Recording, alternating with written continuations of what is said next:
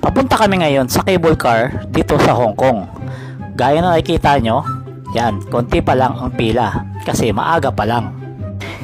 Nagvi-video muna ako habang naghihintay ng cable car na sasakyan namin.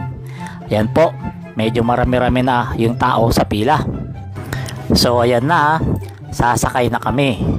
Inihintay lang namin yung mismong cable car na sasakyan namin. Kasi yung sasakyan namin ay salamin yung sahig para kitang kita talaga yung ilalim. Ayan na, papunta na kami sa aming cable car. So ayan na, umaandar na at makikita nyo salamin yung sahig namin. Ayun, napakataas, napakaganda ng tanawin. 360 ang kitang kita namin dito sa taas. Syempre, as usual, nakakatakot at nakakalula. Yan. Pero enjoy na enjoy ang mga person.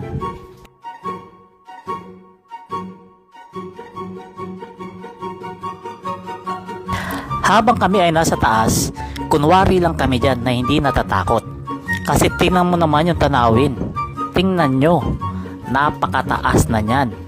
Papunta kami sa isang bundok doon sa tuktok na yon. Pero kita nyo yung Hong Kong, napakaganda ng tanawin. Eto na, nasa tuktok na kami ng bundok. Tingnan nyo naman yung mga cable car. Sa sobrang kapal ng ulap, lumalabo na sa aming paningin. At maya maya ay mawawala na lang yan na parang bula. Dahil nandito na kami sa tuktok ng bundok at punong-puno na ng ulap. Yan, gaya niyan. Nawala na yung cable car na nasa harapan namin. Ganyan kami kataas dito. At syempre, ubod ng lamig.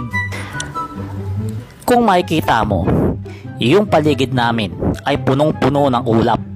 Gaya na lang dito, na bigla na lang mawawala dahil natatabunan ng sobrang kapal ng ulap. Kita nyo yan guys, sobrang lamig dito sa itaas. At eto na guys, dumating na kami sa pinakatuktok sa Ngongping. As usual, napakalamig dito. Tingnan nyo nga itsura namin, di ba? Halatang ginaw na ako sa oras na yan.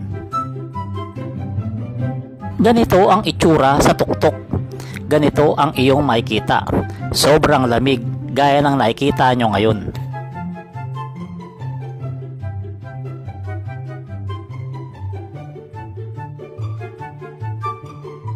Papunta kami ngayon doon sa pinakamalaking Buddha dito sa Hong Kong. At eto na, andito na kami. Kaso nakita ko yung daanan.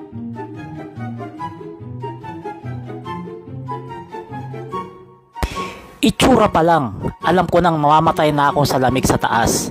Kaya nagdesisyon kaming hindi na kami umakyat. Kasi sigurado, sobrang lamig sa taas. Sa mga oras na yan, ginaw na ako. Kasi tingnan mo naman yung hagdanan. Tingnan mo naman yan. Tatagal ka ba dyan? Itsura pa lang. Ang kapal-kapal ng lamig dyan sigurado sa itaas. Ganito pala ang itsura ng itaas nyan para makita rin ninyo.